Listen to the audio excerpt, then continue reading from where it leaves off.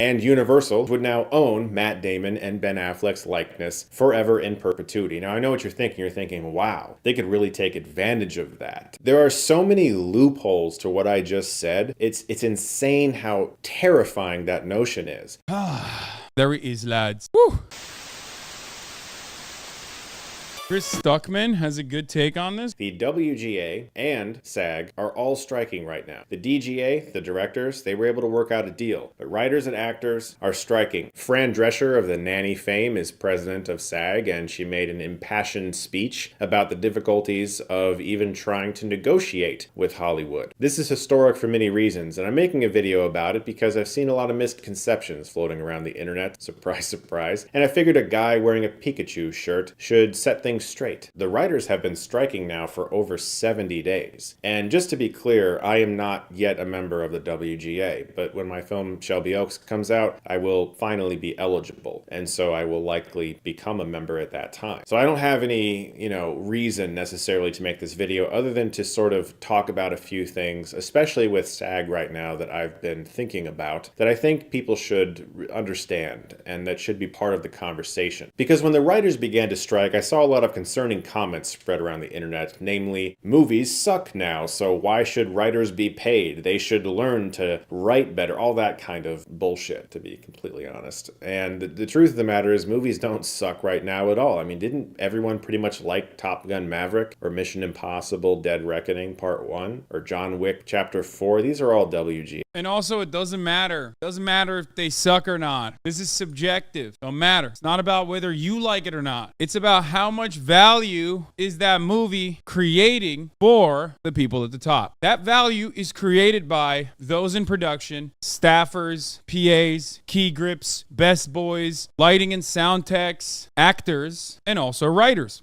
and directors, to name a few, okay? These are the people that make the value. Without them, you don't have a movie. Gaffers, what's the best boy? All of those are just production terms. Anyway, listen, without these guys, there is no movie. There's just no movie whatsoever. When they get together and create a product, whether you like it or not, that product is making money, okay? It's creating value. Now, some of that, people sit around and figure out how much money that's going to potentially make for the studio. They pay you an hourly wage beforehand, before the movie gets released. And then on top of that, you can get residuals, points, yada, yada, like a percentage of the merchandise, percentage of the IP, that sort of thing. A lot of that stuff is discussed beforehand. And in many circumstances, due to Hollywood accounting, a lot of those points amount to nada because studios don't want to pay additional money to their writers and their actors. People in IATSE, they don't even see the points in general. They do sometimes see residuals, but for a lot of people that are working in the production side, they don't even get to see a percentage of that. Now, why am I mentioning all this over and over again? Because, like I said, it has nothing to do with whether you like the movie or not, and everything to do with how much money did that writer create, how much value did that individual writer or that individual actor create for the process. Clawing that back from the studio executives and the shareholders is at the heart of this process. That is what's going on right now. So let's continue. Written productions. Just because aspects of some movies aren't great does not mean that people who work shouldn't be paid.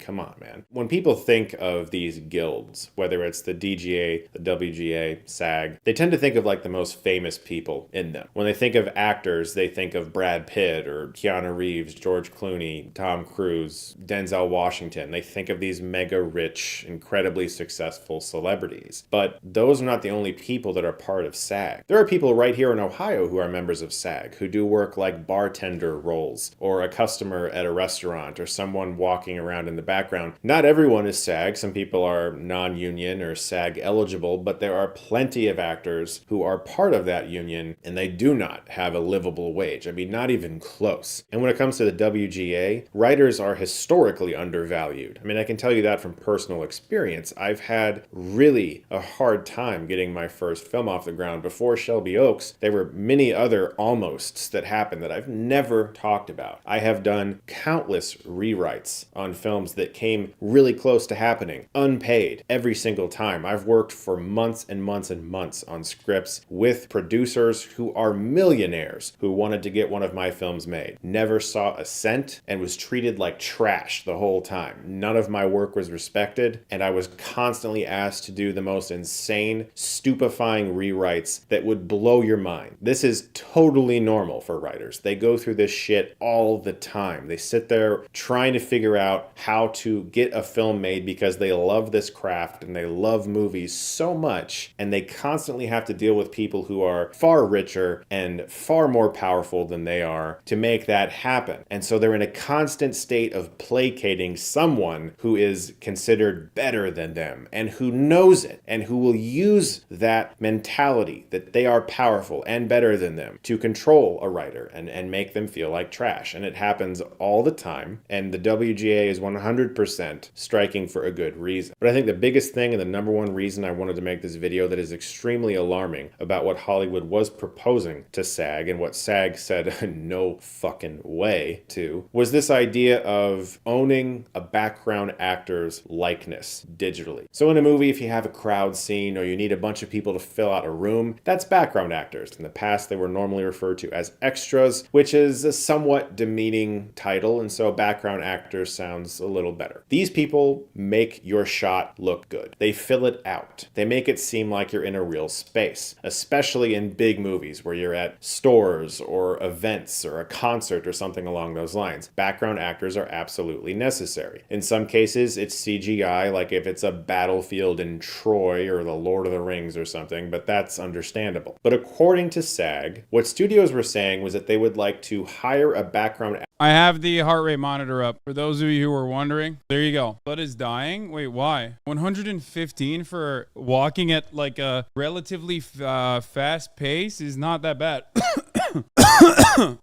Let's continue. Actor for one day, meaning a day rate, whatever it might be, probably somewhere around $200 to $300, scan their likeness, and then excuse them from work and not need them ever again. But then, and this is the scary part, they would own that actor's likeness forever, and they could just keep using that digital likeness of somebody in background scenes of all of their movies, whenever they wanted. Not that I need an analogy for how crazy that is, but I'm going to do one anyway. I wrote about this on my Instagram already, so if you follow me there, you would have seen this. Matt Damon and Ben Affleck got their start doing background work as actors. They're in the movie Field of Dreams somewhere in the Fenway Park scene. They've talked about this a lot in interviews, how much fun they've had and how impactful that was for them, and that experience continued to lead to other background work, and eventually School Ties came around, and Saving Private Ryan, and Born Identity, and Ben Affleck's Oscar-winning career as a director, and all of that great stuff. But let's just for a second imagine that this modern day technology that studios are trying to push on people existed back in 1989. And Matt Damon and Ben Affleck did one day for the Fenway Park scene and then had their likenesses scanned and they signed that away forever. And then they don't come back for a second day. Let's be real. Those boys they're not the most tech savvy. At least that's my copium for why Matt Damon did a dumbass NFT crypto ad. With four simple words that have been whispered by the intrepid since the time of the Romans. Fortune favors the brave.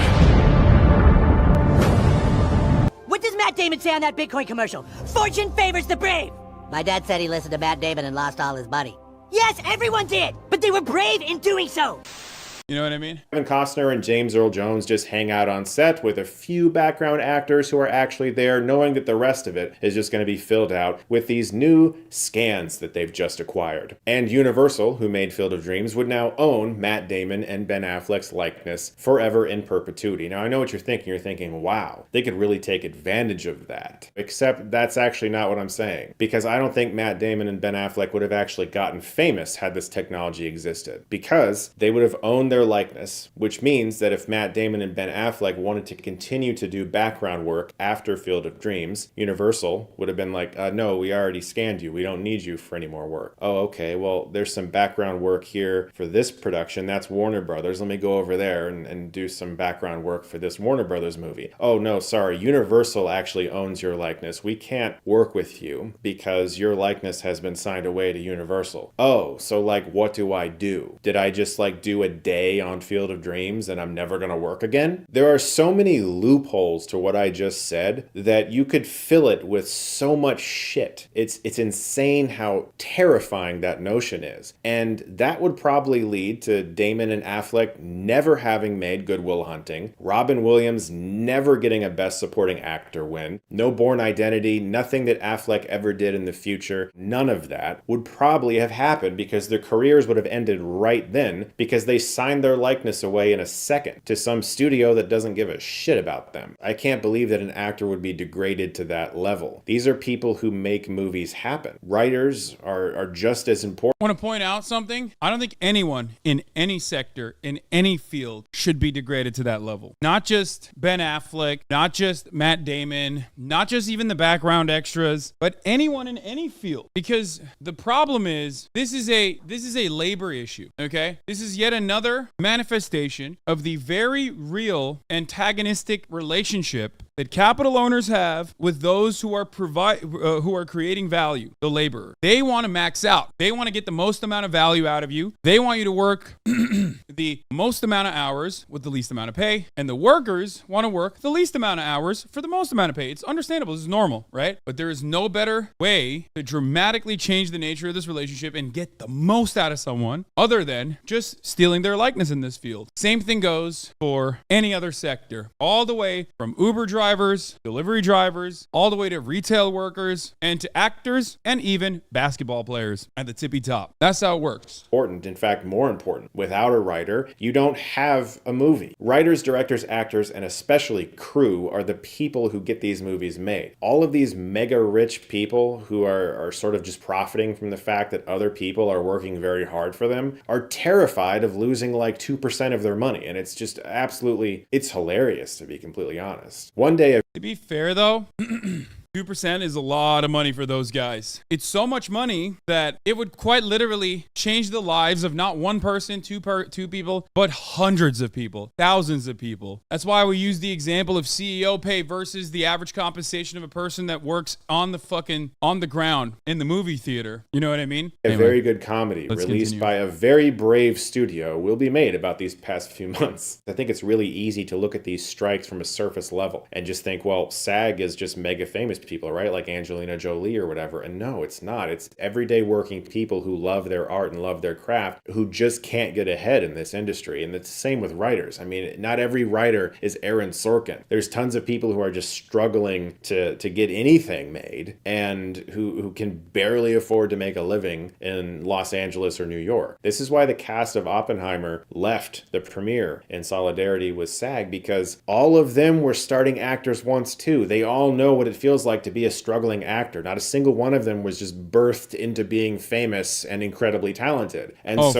this is what we're dealing with. Sorry. And I really would love if more people understood that. I mean, you have to understand that former strikes are why writers have health care, are why certain things that we look at as normal now, it's because somebody back in the day didn't get paid for a long fucking time on a strike. And that's exactly what this strike is going to do for writers and actors. At some point in the future, 30 years from now, there's going to be a very normal thing that everyone has because of these strikes. It might not seem that way now. It might seem like it's taking a while now, but in the future, the people who are reaping the benefits of this strike are going to be very happy that this strike is happening. Those are my thoughts on all this craziness. Nobody on either side wants a strike to happen. I don't think. Society can only prosper when old men plant seeds for trees they will never sit in the shades of. Why I do the things I do, and that's why I urge you to do the things that you do in terms of trying to set up labor organizing in your workplace,